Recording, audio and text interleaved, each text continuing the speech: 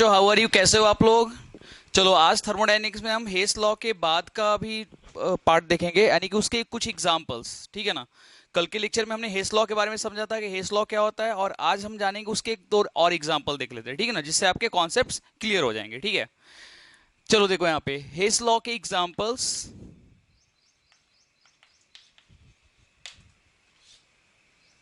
Examples देखो बच्चों, जैसा कि हमने कल वाले लेक्चर में देखा था, कल वाले लेक्चर में हमने देखा था ये बहुत क्लियरली कि हेस लॉ होता क्या रियल में। ठीक है ना? तो हेस लॉ ये एक बार फिर से मैं रिमाइंडर करता हूं। हेस लॉ ये कहता है कि अगर कोई रिएक्शन, मान लो कि अगर नंबर एक ही स्टेप में हो रही है, या कोई भी रिएक्शन अगर नंबर ऑफ स्टेप में हो रही है, तो अगर मान लो कि बाय द वे, मान लो कोई रिएक्शन अगर नंबर ऑफ स्टेप में हो रही है, तो नंबर ऑफ स्टेप में जो रिएक्शन हो उसका टोटल एंथैल्पी चेंज जो होगा वो उसकी प्रीवियस वैल्यू के क्या होगा, इक्वल होगा। इसका मतलब ये हुआ कि जैसे कि मान लो, एक बार फिर से बताता हूं, जैसे मान लो कि कोई रिएक्शन होने में 400 किलो जूल पर मोल एनर्जी क्या हो रही है, वहां पे रिलीज हो रही है कोई रिएक्शन के प्रोसीड होने में।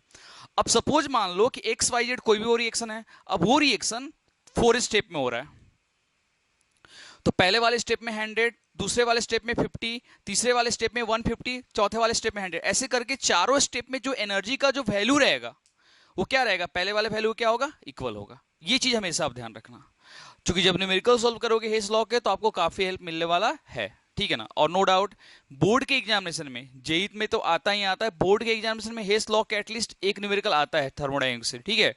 अब देखो यहाँ पे दूसरा एग्जांपल की अगर मैं बात करूं, यहाँ पे देखो कार्बन यहाँ पे सॉलिड है, कार्बन यहाँ पे ऑक्सीजन के साथ रिएक्शन कर रहा है। If carbon reacts with oxygen and form carbon monoxide gas, क्या बनाएगा बच्चों, यहाँ पे कार्बन मोनोऑक्साइड गैस। अब इस पूरे प्रोसेस में delta H is equal to negative में आता है, क्या आता है भाई, -26.1 किलो कैलोरी में। ये मैं देखो यहाँ पे वैल्यू चेंज कर रहा हूँ, यहाँ पे किलो कैलोरी में लिख रहा हूँ। यहाँ पे अगर इसको किलो जूल में लिखेंगे तो इसका वैल्यू अलग आएगा। ठीक है? तो ये किलो कैलोरी में है, ध्यान रखना है यहाँ पे। अब देखो यहाँ पे ये क्या आपका है बच्चों, CO gas, carbon monoxide gas plus half oxygen gas. ये क्या बनाएगा आपका, form product is CO2 gas. अब देखो यहाँ पे delta H is equal to -68.4 kilo calorie. अब आप देखो यहाँ पे दोनों ही रिएक्शन में, देखो आप यहाँ पे in both reaction the value of delta H is negative. इन दोनों ही रिएक्शन में डेल्टा एच का वैल्यू क्या है बच्चों, निगेटिव में। तो निगेटिव में है तो ये तो कंफर्म हो गया, रिएक्शन क्या होगा आपका, रिएक्शन इज एक्सोथर्मिक, क्योंकि यहाँ पे क्या हो रहा है, सिस्टम से सराउंडिंग में हीट क्या हो रही है, रिलीज हो रही है। ठीक है? अब आप देखो यहाँ पे, अब मैं यहाँ पे आगे लिखता हूं आपको। अब देखो सबसे ऊपर रिएक्शन लिखता हूं यहाँ पे, CS यानी कार्बन प्लस O2 गैस, ये क्या बनाएगा बच्चों, ये बनाएगा आपका कार्बन डाइऑक्साइड गैस। तो अब आप देखो यहाँ पे कार्बन से कार्बन डाइऑक्साइड बनने में टोटल एंथैल्पी चेंज कितना होगा, delta H is equal to कितना होगा, दोनों को आप ऐड कर दो तो कितना आएगा बच्चों, अप्रोक्सीमेटली 94.5 माइनस में इसका वैल्यू आएगा किलो कैलोरी में। ठीक है? तो इसका मतलब ये हुआ कि कार्बन टू कार्बन डाइऑक्साइड बनने में बच्चों कितना, 94.5 किलो कैलोरी एनर्जी क्या हो रही है यहाँ पे, रिलीज हो रही है। अब आप देखो यहाँ पे ये रिएक्शन एक्चुअल में दो स्टेप में हो रहा है ना। पहले स्टेप में कार्बन से कार्बन मोनोऑक्साइड बन रहा है, दूसरे स्टेप में कार्बन मोनोऑक्साइड से कार्बन डाइऑक्साइड बन रहा है। तो कहने का मतलब ये हो बच्चों कि दोनों ही स्टेप में जो इसके वैल्यू है वो ऊपर वाले वैल्यू क्या इक्वल है। तो क्या हो गया, ये हेस लॉ को फॉलो करता है, हाँ या ना, करता है, बिल्कुल करता है भाई। क्योंकि जो ऊपर वाला वैल्यू है इन दोनों को ऐड करने के बाद वैल्यू आएगा उसका क्या, इक्वल है। तो इसको हम बोलते हैं हेस लॉ। क्या बोलते हैं हम, हेस लॉ। ठीक है, आगे बढ़ते, एक एग्जांपल और देख लेते हैं हम। चलो, तो आगे बढ़े, एक एग्जांपल और देखते हैं। अब देखो यहां पे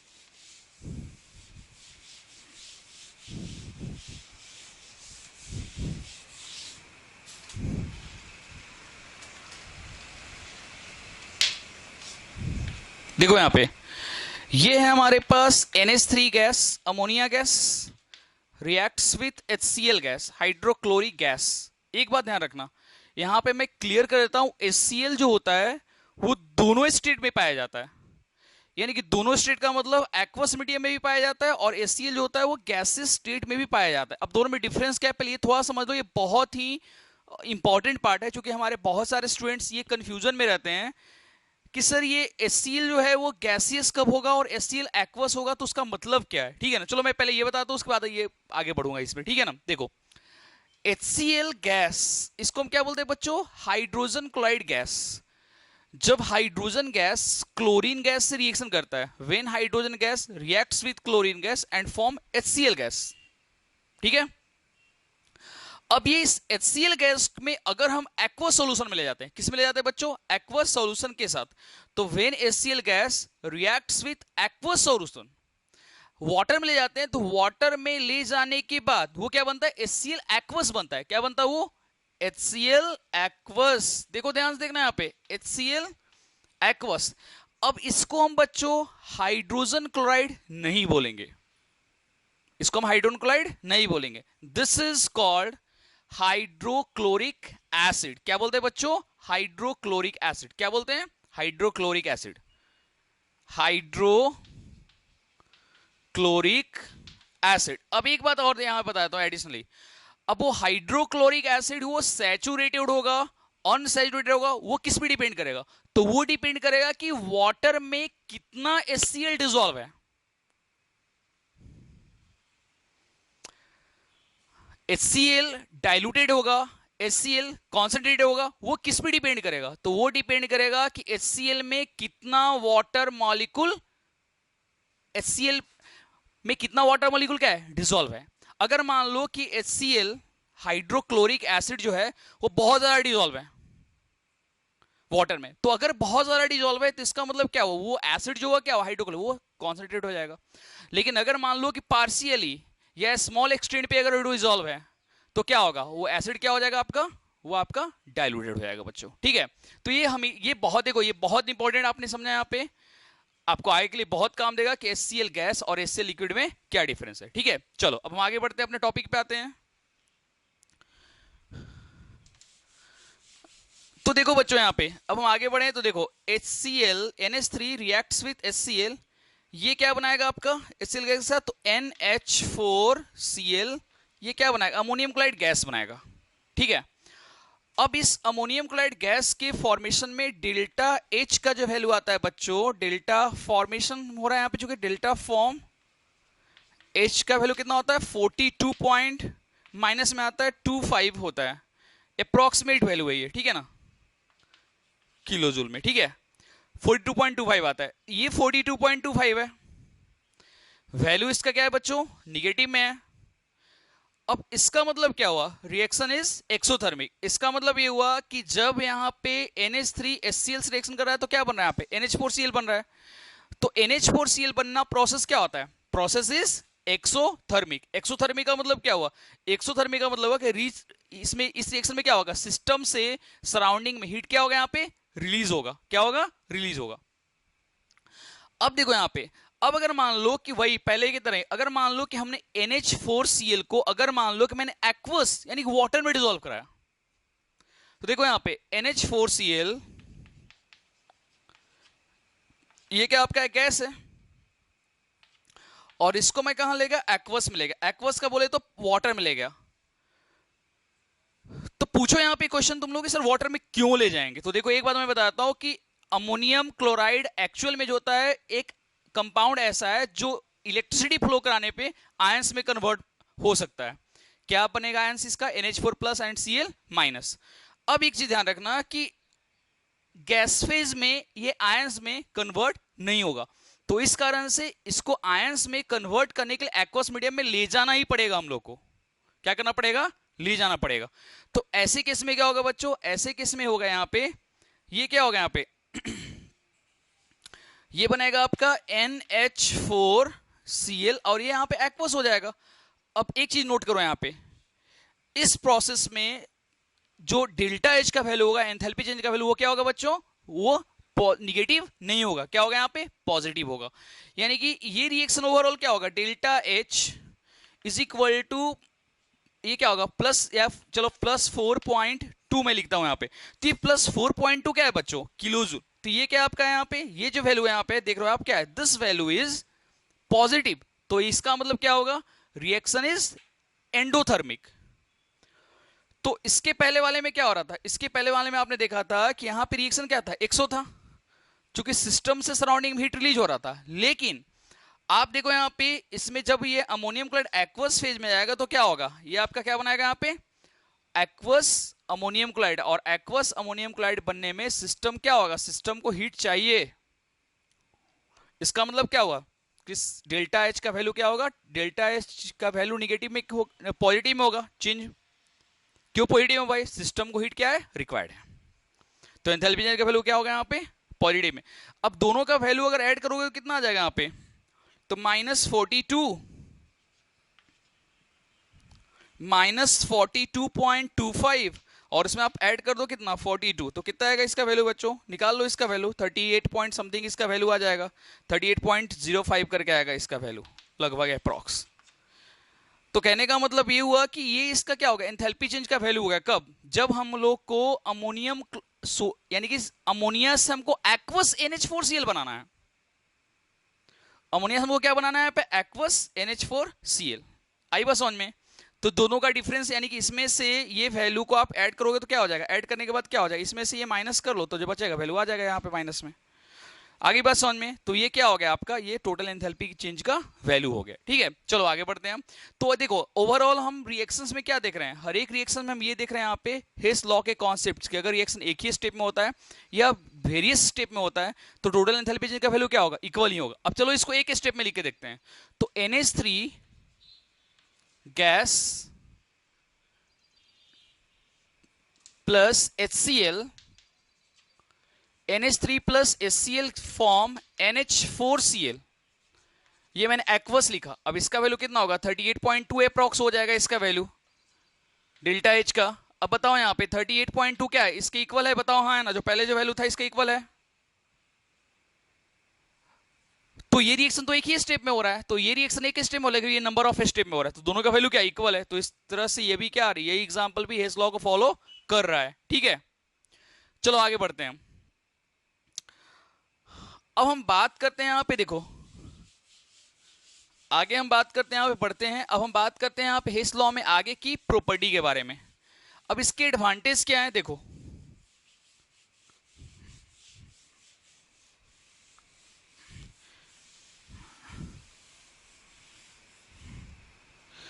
देखो सबसे पहली बात, देखो इसका भी एडवांटेज क्या है, हेस लॉ से हमको फायदा क्या होता है, क्या पता चलता है। अगर केमिस्ट्री में अगर हेस लॉ की बात करें तो हेस लॉ से बेसिकली हम लोग को फायदा क्या होता है। तो हेस लॉ से बेसिकली हम ये पता करते हैं कि मान लो कि जो रिएक्शन में स्टेप जो होता है वो नहीं हम लिख पाते हैं। किसी रिएक्शन अगर मान लो कि कोई रिएक्शन नंबर ऑफ स्टेप में हो रही है, अगर उसके स्टेप्स को नहीं लिख पाते हैं लेकिन उसके वैल्यू को भी हम कैलकुलेट कर सकते हैं। क्या कर सकते हैं, कैलकुलेट कर सकते हैं। अब जैसे देखो आप यहाँ पे, अगर मैं यहां पे आपको लिख दूं तो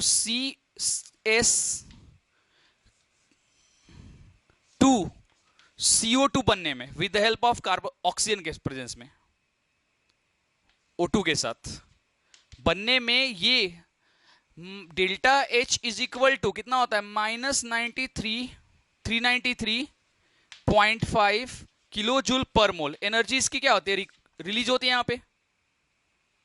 यानी कहने का मतलब है कार्बन टू कार्बन डाइऑक्साइड बनने में, ध्यान रखना, कार्बन टू कार्बन डाइऑक्साइड बनने में क्या होता है यहाँ पे, इतनी एनर्जी यहाँ पे क्या होती है, रिलीज होती है। अब देखो यहाँ पे CO गैस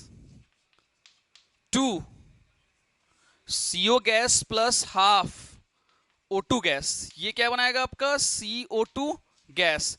यहां पे इसका डेल्टा H का जो वैल्यू आता है माइनस कितना आता है, देखो यहां पे 283 लगभग आता है यहाँ पे किलो जूल पर मोल में। अब आप देखो यहाँ पे माइनस में 283 है, 283.5 होता है अप्रॉक्सीमेट, इसका वैल्यू आता है 283.5 है। अब बताओ मुझे एक चीज बताओ, किसका वैल्यू 283.5 है और इसका वैल्यू 393.5 है।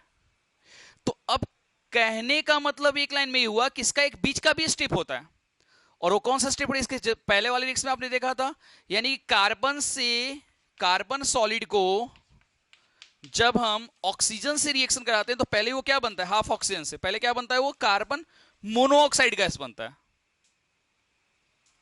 ये गैस जो आप देख रहे हो यहां पे, तो इस गैस के बनने में यहां पे कितनी एंथैल्पी का चेंज आएगा, तो यहां पे जो टोटल एंथैल्पी का चेंज आता है बच्चों कितना आता है, देखो आप यहां पे delta H is equal to -110 kilo joule per mole, approximate value है इसका।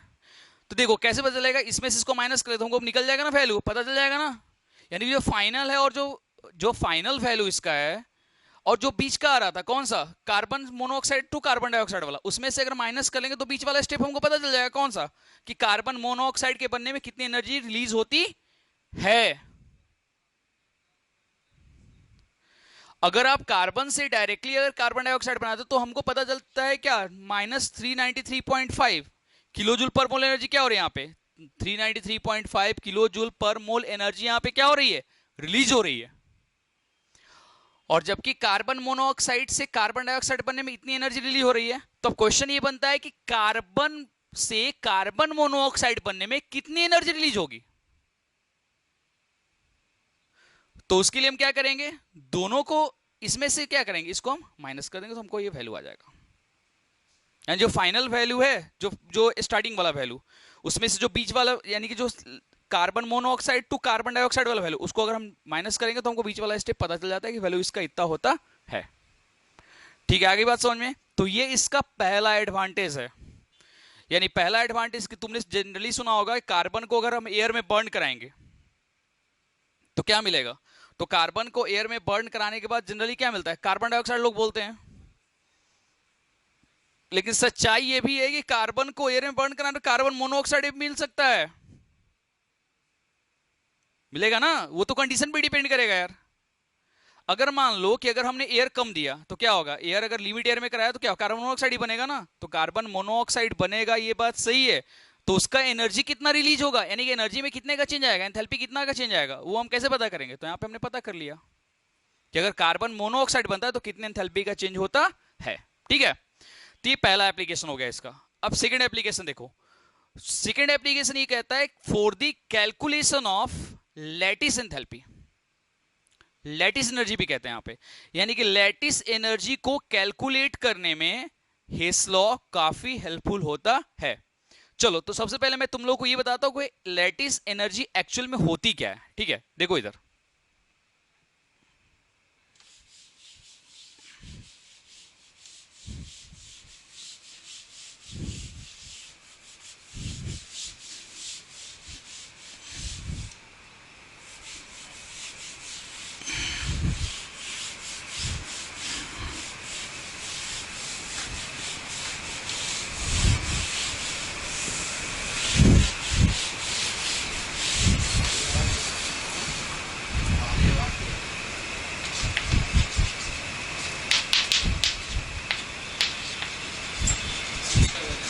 देखो लैटिस एनर्जी होती क्या है, देखो यहां पे एक्चुअली में बच्चों लैटिस एनर्जी आपने पढ़ा होगा, कहां पढ़ा होगा मैं बताया, तो आपने ये पढ़ा होगा पीरियोडिक क्लासिफिकेशन में, ये वही का पार्ट है।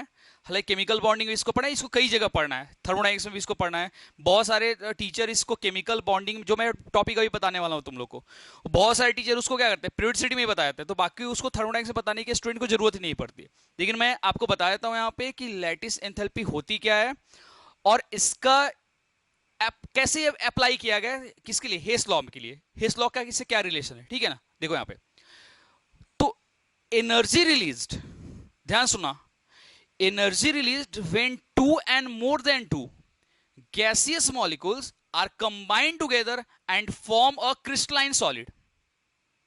सुनेगा फिर से, अगर कोई दो या दो से अधिक अगर कोई गैसियस मॉलिक्यूल आपस में कंबाइन होते हैं और आपस में कंबाइन होने के बाद अगर वो क्रिस्टलाइन सॉलिड सब्सटेंस का फॉर्मेशन करते हैं, तो इस पूरे प्रोसेस में जितनी एंथैल्पी का चेंज आता है that is called lattice enthalpy and also called lattice energy.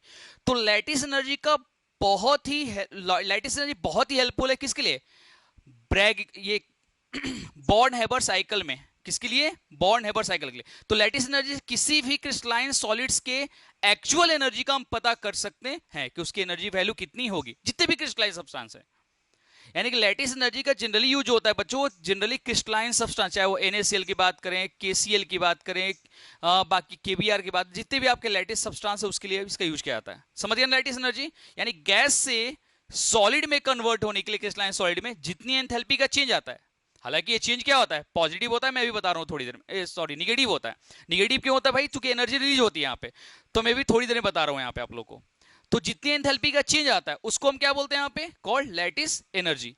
अब देखो यहाँ पे, सपोज वी हैव NaCl, अब हमारे पास NaCl प्रेजेंट है, तो NaCl बना कैसे, पहले ये समझो यहाँ पे। तो if sodium gas reacts with half Cl2 gas, देखो दोनों गैसेस है,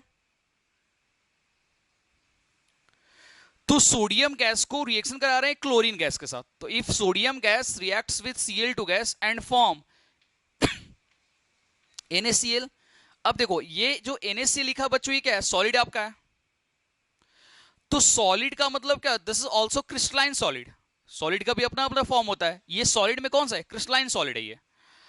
अब आप देखो यहाँ पे, sodium reacts with chlorine gas and form sodium chloride solid.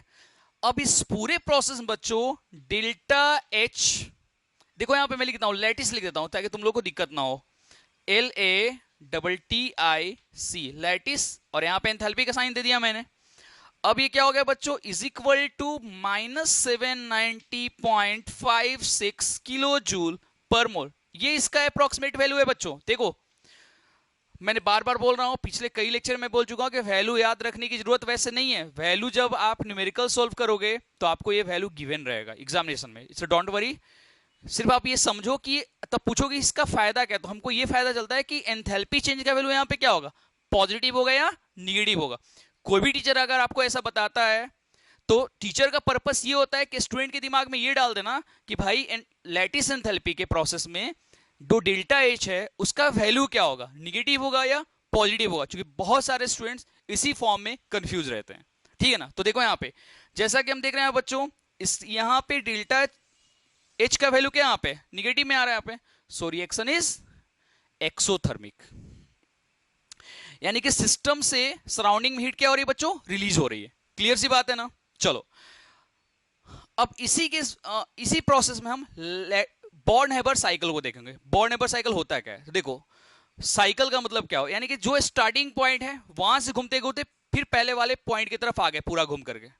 तो starting point Born Haber cycle ये कहता है कि कैसे कैलकुलेट करते हैं हम, यानी कि सोडियम क्लोराइड के फॉर्मेशन से हम कैसे लैटिस एनर्जी को फाइंड करते हैं यहाँ पे। तो ये बॉर्न हेबर साइकिल में हमको पता चलता है, जब सोडियम क्लोरीन से जब रिएक्शन करता है गैस के साथ तो सोडियम क्लोराइड बनता है। तो उसके लैटिस एनर्जी को कैसे कैलकुलेट करते हैं, देखो मैं स्टेप बाय स्टेप बता रहा हूं एक करके, ठीक है ना? उसमें 3-4 स्टेप आते हैं, देखो आप ध्यान से, बहुत इंपॉर्टेंट है ये वैल्यू। आप याद रखना -790.5 लगभग। ठीक है, चलो आगे बढ़ते हैं। तो देखो यहाँ पे सबसे पहले यहाँ पे ये होता है सोडियम का सब्लिमेशन। सब्लिमेशन का मतलब क्या होता है? कोई भी सब्सटेंस जो होता है वो डायरेक्टली गैस में कन्वर्ट करता है सॉलिड से, या कोई भी सब्सटेंस अगर सॉलिड से डायरेक्टली अगर वेपर में कन्वर्ट होता है, या वेपर अगर डायरेक्टली सॉलिड में कन्वर्ट होता है, तो दोनों ही केस में उसको क्या बोलते हैं बच्चों? सब्लिमेशन बोलते हैं। क्योंकि बीच वाला जो लिक्विड वाला स्टेप जो होता है वो क्या होता है? वो स्किप हो जाता है। ठीक है, तो ये क्या बना रहा है यहाँ पे? सब मतलब क्या होगा? सब्लिमेशन। देखो मैं शॉर्टकट में लिख रहा हूं यहाँ पे, तो ये क्या होगा आपका? NaG for gas. अब उसके बाद क्या होगा बच्चों? सोडियम। जैसा कि पता है तुम लोगों को कि सोडियम क्या है यहाँ पे? सोडियम एक मेटल है and metals are electron donor. तो सोडियम क्या करेगा? अपने इलेक्ट्रॉन को लॉस करेगा। तो केमिस्ट्री में इलेक्ट्रॉन को लॉस करना को क्या बोलते हैं? बोलते हैं उसको आयोनाइजेशन एंथैल्पी। ये भी आपका कहां का टॉपिक है? ये भी आपका केमिकल पीरियोडिसिटी का क्वेश्चन है। तो आयोनाइजेशन एंथैल्पी क्या होती है? तो देखो मैं एक बार बता देता हूं, जैसे आपने लैटिस एंथैल्पी के बारे में समझा उस तरह से आप आयोनाइजेशन एंथैल्पी के बारे में भी समझो। एनर्जी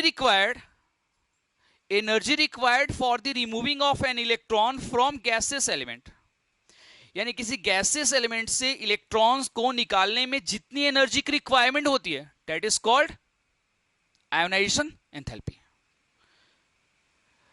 एक बात और ध्यान रखना, सभी एलिमेंट्स के आयोनाइज्ड एंथैल्पी की वैल्यू अलग अलग होती है, पहली बात। दूसरी बात कि आयोनाइज्ड एंथैल्पी जो होता है बच्चों, वो तीन चार टाइप का होता है, first ion enthalpy, second ion enthalpy और third ion enthalpy, fourth ion enthalpy. तो वो किस पे डिपेंड करता है?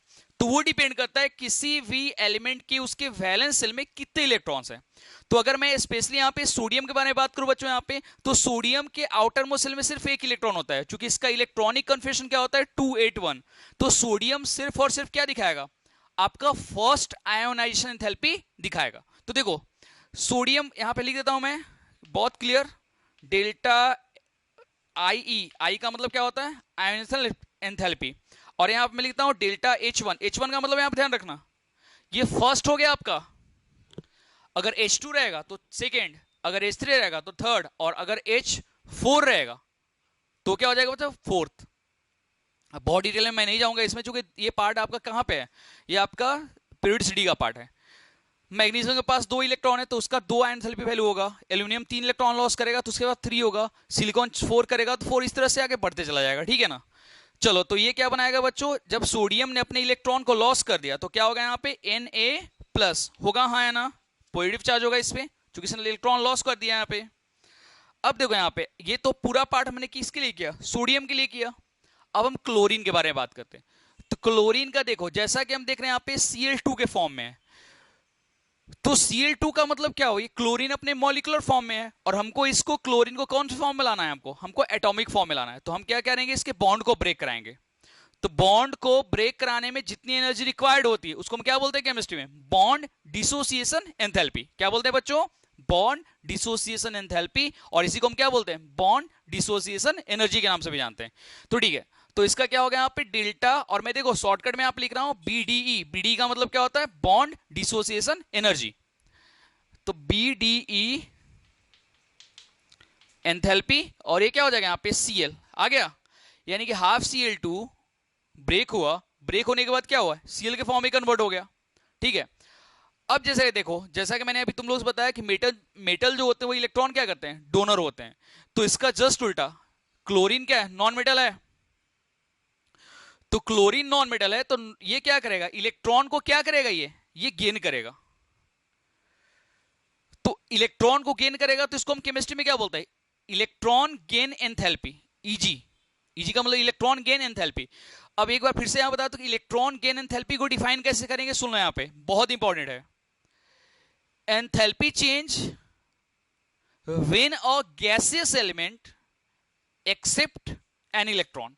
अगर कोई गैसियस एलिमेंट अगर इलेक्ट्रॉन को एक्सेप्ट करता है तो उस इलेक्ट्रॉन को एक्सेप्ट करने में जितने एंथैल्पी का चेंज आता है, हम ये नहीं बोलेंगे कि एनर्जी रिलीज होती है, एनर्जी एब्जॉर्ब होती है, हम डायरेक्टली क्या बोलेंगे यहाँ पे, एंथैल्पी का चेंज आता है, उसी को हम क्या बोलते हैं बच्चों, कॉल्ड इलेक्ट्रॉन गेन एंथैल्पी। क्या बोलते हैं उसको हम, इलेक्ट्रॉन गेन एंथैल्पी। तो देखो यहाँ पे मैं इसको लिख दूं, मैं इसको ऐसे लिख देता हूं यहाँ पे, डेल्टा Eg का मतलब क्या होता है, इलेक्ट्रॉन गेन, और एंथैल्पी को हम कैसे लिखते हैं, H से लिख देते हैं, ठीक है। तो ये क्या होगा बच्चों यहाँ पे, जब क्लोरीन अपने एक इलेक्ट्रॉन को, क्लोरीन जो है वो सोडियम वाले एक इलेक्ट्रॉन को जब एक्सेप्ट करेगा तो क्या बन जाएगा, ये Cl-। आई बात समझ में। अब इस पूरे प्रोसेस में इसको मैं ऐसे लिख देता हूं, और इसको यहां से सीधा देखो इससे मैच कर देता हूं। तो Na+Cl- NaCl, ऐसे भी बच्चों NaCl जब एक्वस मीडियम में जाएगा तो ब्रेक होगा, और ब्रेक होने के बाद क्या बनेगा, ये Na+ एंड Cl- के फॉर्म में। अब बच्चों ये चीज ध्यान रखना कि इस पूरे प्रोसेस में अप्रोक्सीमेटली 790.56 किलो जूल पर मोल एनर्जी क्या होती है, रिलीज होती है। क्या होती है, रिलीज होती है, ये चीज ध्यान रखना यहाँ पे। तो एनर्जी रिलीज होती है, इसका मतलब एक लाइन वैल्यू इसका ये होगा कि पूरे प्रोसेस में डेल्टा H का वैल्यू क्या होगा बच्चों, निगेटिव होगा। क्या होगा, निगेटिव होगा। तो देखो मैं यहां पे लिख देता हूं यहाँ पे डेल्टा, हालांकि चलो इंटरनल जी के फॉर्म लिखता हूं, delta U is equal to कितना होगा बच्चों, 790.56 किलो जूल पर मोल। देखो यहाँ पे ये वैल्यू है, बहुत इंपॉर्टेंट डाटा है, वैल्यू है, इसको आप याद कर लेना, नोट कर लेना, कई बार आ चुका है, इवन मेंस में भी आया था कि Born Haber in the Born Haber cycle 2015 JEE mains examination में एक क्वेश्चन आया था कि बताओ कि बॉर्न-हेबर साइकिल में कितनी इंटरनल एनर्जी चेंज वैल्यू कितना होता है यहाँ पे during formation of sodium chloride crystalline solid from sodium and chlorine gas, what is the value of internal energy change means 2015। याद रखना कितना होता है 790.56 किलो जूल। तो देखो एक आध वैल्यू आप याद कर लो, बाकी ज्यादा हेडेक लेने की जरूरत नहीं है, क्योंकि जेई मेंस में क्वेश्चन जो आते हैं वो बहुत ही प्रॉपरली आते हैं, और ऐसे क्वेश्चन आते हैं जो बच्चे बेसिकली उसको याद कर लेते हैं, कहीं कहीं से क्वेश्चन नहीं आ जाएगा आपको, तो ये बहुत ही कॉमन क्वेश्चन है, तो आप याद कर लो इसको। तो ये देखो बच्चों, इस पूरे प्रोसेस को हम क्या बोलते हैं बच्चों, this is called born-Haber cycle. क्या बोलते हैं हम इसको, बॉर्न-हैबर साइकिल। अब जिन पूरे प्रोसेस में जितनी एंथैल्पी का चेंज होता है वो इस वैल्यू का क्या होता है, इक्वल होता है। जिसको हम क्या बोलते हैं बच्चों, this is called born-Haber cycle. हालांकि इसका बहुत डिटेल में पार्ट आपको पढ़ना है कहां पे, केमिकल पीरियोडिसिटी में। उसमें हर एक स्टेप के बारे में एक करके उसके एनर्जी को लिखा जाता है, तो अगर मैं वो यहां पे और डिटेल में जाऊंगा तो आपका ये चैप्टर पीछे हो जाएगा थोड़ा, ठीक है ना। तो ये फिलहाल आप याद कर लो, यहाँ पे इसका वैल्यू कितना होता है 790.56 किलो जूल पर मोल। और अगर आपको बहुत डिटेल में देखना है तो फिर आप मेरा पीरियोडिसिटी वाला लेक्चर देखना, ठीक है ना, उसमें आप बहुत डिटेल में इसके बारे में समझोगे, ठीक है। एनीवे तो ये इस पूरे प्रोसेस क्या बोलते हैं बच्चों, बॉर्न-हैबर साइकिल। तो देखो हेस लॉ हेस लॉ का दूसरा एप्लीकेशन हुआ। पहला एप्लीकेशन क्या था कि जो रिएक्शन में जो बीच वाले स्टेप को हम छोड़ देते हैं उसके एनर्जी के वैल्यू को भी हम यहाँ पे पता कर सकते हैं। और दूसरा इसका क्या होगा एप्लीकेशन होगा, तो दूसरा एप्लीकेशन होगा बच्चों कि इस हेस लॉ से हम बॉर्न-हैबर साइकिल में लैटिस एनर्जी के वैल्यू को, इंटरनल एनर्जी के वैल्यू को हम कैलकुलेट कर सकते हैं बहुत आसानी से, ठीक है। चलो अब ये हो गई बात, चलो अब हम आगे बढ़ते हैं। अब एक नेक्स्ट टॉपिक लेते हैं जिसका नाम है यहाँ पे बॉन्ड एनर्जी। क्या बोलते हैं उसको, बॉन्ड एनर्जी बोलते हैं। देखो इधर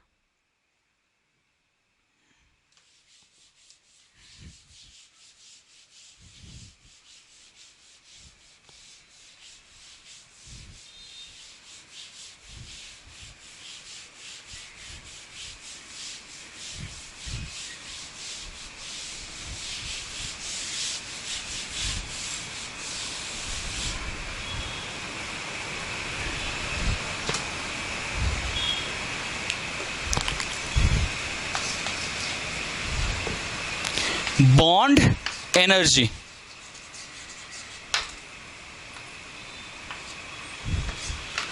देखो बच्चों बॉन्ड एनर्जी एक्चुअली में होता है क्या, देखो यहां पे, तो बॉन्ड एनर्जी का मतलब ये होता है कि देखो अगर कोई दो बॉन्ड है तो बॉन्ड के, पहले देखो मैं एग्जांपल इसको समझाया, तो देखो यहाँ पे जैसे कि मान लो कि हमारे पास ये है क्या, H2O है, ठीक है, और ये कौन सा H2O है, गैसियस है।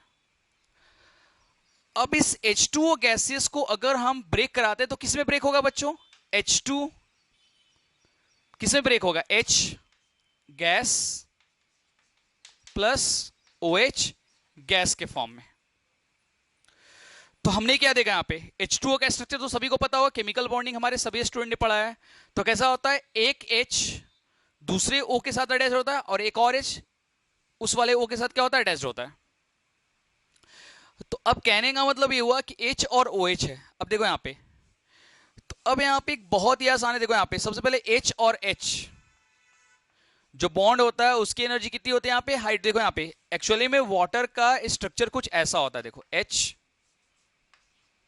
H lone pair lone pair आपने पढ़ा है ऑलरेडी। अब देखो यहाँ पे एक ही ऑक्सीजन के साथ दो अलग अलग H अटैच्ड है, यहाँ पे H है और यहाँ पे भी H है। देखो तो सबसे पहले H को ब्रेक होने में, हाइड्रोजन को ब्रेक होने में एनर्जी कितनी चाहिए, तो 501,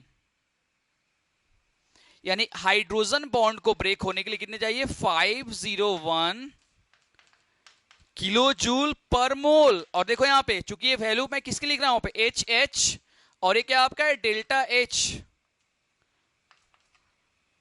तो डेल्टा H की वैल्यू देखो यहां पे पॉजिटिव में आ रहा है बच्चों, और बात भी सही है ना, बॉन्ड को ब्रेक करना है हमको, यानी उनके बीच का जो फोर्स ऑफ अट्रैक्शन उसको ब्रेक करना है। तो ब्रेक करने का मतलब क्या, उसमें हमको एनर्जी चाहिए, सीधी सी बात है यार, हमको फोर्स ऑफ अट्रैक्शन जो दो हाइड्रोजन के बीच में लगा है, जो दो ऑक्सीजन हाइड्रोजन के बीच में लगा, उसको ब्रेक करना है। तो ब्रेक करने के लिए क्या चाहिए हम लोग को, एनर्जी चाहिए। तो इसके एनर्जी का वैल्यू कितना होगा बच्चों, 501 किलो जूल पर मोल, हालांकि 501 एग्जैक्ट इसका वैल्यू होता है 501.25 होता है, एग्जैक्ट इसका वैल्यू होता है। अब देखो यहां पे, अब मैं OH बॉन्ड के बारे में बात करता हूं, कितना होता है 423.30। ये क्या होगा इसका, ये किलो जूल पर मोल। ये किसका वैल्यू हो गया बच्चों, OH बॉन्ड का। यानी कि देखो वाटर में दो तरह का बॉन्ड होता है, एक HH होता है और एक OH होता है। तो हाइड्रोजन को ब्रेक करने के लिए क्या होता है यहां पे, ये चाहिए आपको कितना 501.25, और OH को ब्रेक करने के लिए कितना चाहिए बच्चों 423.3 किलो जूल पर मोल। अब एक यहां पे बॉन्ड एनर्जी का मतलब the average energy value of compound, यानी कंपाउंड का जो एवरेज एनर्जी का जो वैल्यू होता है बॉन्ड का, उसी को हम क्या बोलते हैं, बॉन्ड एनर्जी। अब देखो यहां पे इन दोनों को आप ऐड कर दो तो 501.25 plus 423.0 divided by 423.3 divided by क्या करो 2 से कर दो। अब इनको जोड़ने के बाद जो 2 से डिवाइड करने के बाद जो वैल्यू आएगा बच्चों वो क्या आ जाएगा, बॉन्ड एनर्जी ऑफ, क्या आ जाएगा आपका, बॉन्ड एनर्जी ऑफ वाटर। देखो तो ये वाटर के केस में नहीं है, ये बाकी केस में जिसके नाइट्रोजन ऑक्सीजन की बात करें हम, अगर मैं बात करूं यहां पे किसके बारे में, नाइट्रोजन डाइऑक्साइड, तो नाइट्रोजन डाइऑक्साइड में नाइट्रोजन ऑक्सीजन के साथ बॉन्ड होता है, और तो पहले क्या होगा, पहले ऑक्सीजन ऑक्सीजन का बॉन्ड ब्रेक होगा, एंड देन जाकर के नाइट्रोजन ऑक्सीजन का बॉन्ड ब्रेक होगा। हालांकि एक बात और ध्यान रखना कि जो बॉन्ड की जो एनर्जी होती है वो किस पे डिपेंड करेगी, तो energy of bond is totally depend on the, bond की जो एनर्जी होती है बच्चों वो टोटली किस पे डिपेंड करेगी, तो energy of bond is totally depend on the force of attraction. यानी कि मैंने देखो यहां पे फोर्स ऑफ अट्रैक्शन, यानी कि फोर्स ऑफ अट्रैक्शन जिसका ज्यादा होगा उसकी एनर्जी क्या होगी बच्चों, ज्यादा होगी। तो इसका मतलब ये हुआ यहां पे कि अब अगर मान लो कि अगर हाइड्रोजन और फ्लोरीन के बीच में बॉन्ड है, तो हाइड्रोजन और फ्लोरीन के बीच में अगर बॉन्ड है तो हाइड्रोजन क्या इलेक्ट्रोपॉजिटिव है और फ्लोरीन कंप्लीटली क्या इलेक्ट्रोनेगेटिव है। तो हाइड्रोजन और फ्लोरीन जब आपस में जब केमिकल रिएक्शन करेंगे तो H बनाएंगे। अब इसमें बॉन्ड जो एनर्जी होगी उसकी सबसे ज्यादा होगी, क्योंकि हाइड्रोजन फ्लोरीन के बॉन्ड को क्या टाइटली पैक करके रखेगा जिससे वो आसानी से ब्रेक नहीं होगा। बात समझ में आ गई। तो इस कारण से बॉन्ड एनर्जी एवरेज ही हम लेते हैं, कैलकुलेट करते हैं, जो 2 3 4 जितने भी वैल्यू है उसको सबको जोड़ करके हम क्या करते हैं उसको डिवाइड कर देते हैं यहां पे, अगर बहुत सारे स्टेप में। जिसके अगर मान लो एक सिंपल सा एग्जांपल लेते हैं, मैं एग्जांपल लेता हूं सल्फर हेक्सा फ्लोराइड की। अब सोचो आप केमिकल बॉन्ड यहां पढ़ा है, सल्फर हेक्सा फ्लोराइड का जो शेप होता है वो कैसा होता है बच्चों, ऑक्टाइडल होता है। अब एक सल्फर के साथ 6 क्या होते हैं, 6 फ्लोरीन एटम अटैच्ड होते हैं। तो उन सबका जो वैल्यू आएगा, जो टोटल वैल्यू अगर एवरेज निकाला हमको तो क्या टोटल वैल्यू क्या करें हम 6 से डिवाइड कर देंगे। क्यों भाई, एक सल्फर के साथ 6 क्या यहां पे फ्लोरीन एटम अटैच है, तो एक सल्फर के साथ 6 फ्लोरीन एटम अटैच है, तो सबके वैल्यू को हम ऐड करेंगे पहले अगर हमारे पास डाटा है तो। और अगर डाटा नहीं है डायरेक्टली अगर उसका वैल्यू दिया तो हम क्या करें सीधा 6 से क्या करें डिवाइड कर देंगे। तो 6 से डिवाइड करने के बाद हमको S और F, एक सल्फर और एक फ्लोरीन के बीच का बॉन्ड, हमको एनर्जी पता चल जाएगा कि उसका एनर्जी वैल्यू कितना है। अब सबसे बड़ा क्वेश्चन ये बताया कि बॉन्ड एनर्जी का वैल्यू का एप्लीकेशन क्या है, इसका यूज कहां करते हैं। तो देखो सबसे बड़ा बॉन्ड एनर्जी का जो एप्लीकेशन है बच्चों वो है आपका ऑर्गेनिक केमिस्ट्री में। कहां पे है, तो रेजोनेंस एनर्जी को फाइंड करने के लिए। जब आप ऑर्गेनिक केमिस्ट्री पढ़ोगे तो ऑर्गेनिक केमिस्ट्री में रेजोनेंस एनर्जी को फाइंड करने के लिए हम बॉन्ड एनर्जी का हेल्प लेते हैं, क्योंकि रेजोनेंस एनर्जी में भी हमको एवरेज वैल्यू ही पता करना होता है। तो रेजोनेंस एनर्जी के वैल्यू को फाइंड करने के लिए हम बॉन्ड एनर्जी को क्या करते हैं, यूज में लाते हैं। जिसके अगर बेंजीन की बात करें तो बेंजीन के रेजोनेंस एनर्जी वैल्यू को फाइंड करने के लिए हमको बॉन्ड एनर्जी का कॉन्सेप्ट फॉलो करना पड़ेगा। उसमें भी हम क्या वैल्यू लेते हैं, एवरेज वैल्यू लेते हैं उसका। तो कभी भी हमेशा ध्यान रखना कि बहुत सारे बॉन्ड्स आपस में अगर मिले हुए हैं, उनका जो एवरेज वैल्यू आएगा उसको हम क्या बोलते हैं, बॉन्ड एनर्जी के नाम से जानते हैं, या इसको हम क्या बोलते हैं, बॉन्ड एंथैल्पी के नाम से। और एक बात और ध्यान रखना, the value of bond energy bond enthalpy is always to be positive. यानी बॉन्ड एनर्जी बॉन्ड एंथैल्पी का वैल्यू क्या होता है बच्चों, हमेशा क्या होता है, पॉजिटिव में आता है। क्या आता है, पॉजिटिव में आता है। तो ये चीज आप हमेशा ध्यान रखना। चलो ठीक है, तो आज के लेक्चर में हमने क्या क्या देखा, आज के लेक्चर में हमने देखा हेस लॉ के कुछ एग्जांपल देखे हमने। उसके बाद आज के लेक्चर में हमने क्या देखा, बॉन्ड हेबर साइकिल के बारे में देखा, लैटिस एनर्जी के बारे में देखा, लैटिस एनर्जी क्या होता है, और आज के लेक्चर में हमने देखा कि बॉन्ड एनर्जी क्या होती है। अब हमारे पास इस चैप्टर में क्या बचा हुआ है, तो इससे रिलेटेड न्यूमेरिकल्स, हेस लॉ से रिलेटेड न्यूमेरिकल्स जो कि इंपॉर्टेंट है। और उसके बाद अब अपकमिंग टॉपिक क्या क्या आपका आएगा, सेकंड लॉ ऑफ थर्मोडायनेमिक्स आएगा, स्पॉन्टेनिटी आएगा, जिसमें आप एक नया टर्म सीखोगे, कौन सा, एंट्रोपी के बारे में, एंट्रोपी क्या होता है। उसके बाद हम जानेंगे थर्ड लॉ ऑफ थर्मोडायनेमिक्स के बारे में, थर्ड लॉ ऑफ थर्मोडायनेमिक्स क्या होता है यहाँ पे। तो इसके बाद का जो टॉपिक है बच्चों, वो फिर क्या होगा, न्यूमेरिकल्स पार्ट है, जो कि नेक्स्ट अगले वाले लेक्चर में न्यूमेरिकल ही करवाने वाला हूं, जेईई मेंस के। उसके बाद second law of thermodynamics start होगा, और उसके बाद आपका एंट्रोपी, कुछ अभी पार्ट्स बचे हुए हैं एंट्रोपी वगैरह, तो आगे नेक्स्ट लेक्चर में हम क्या करेंगे, डिस्कस कर लेंगे। लेकिन हाँ, कोई भी लेक्चर मिस मत करना, अगर एक लेक्चर आपने छोड़ा तो बाकी लेक्चर का कॉन्सेप्ट आपको समझ में नहीं आने वाला है, ठीक है। चलो आज के लेक्चर इतना ही, बाकी अगले क्लास, ऑल द बेस्ट।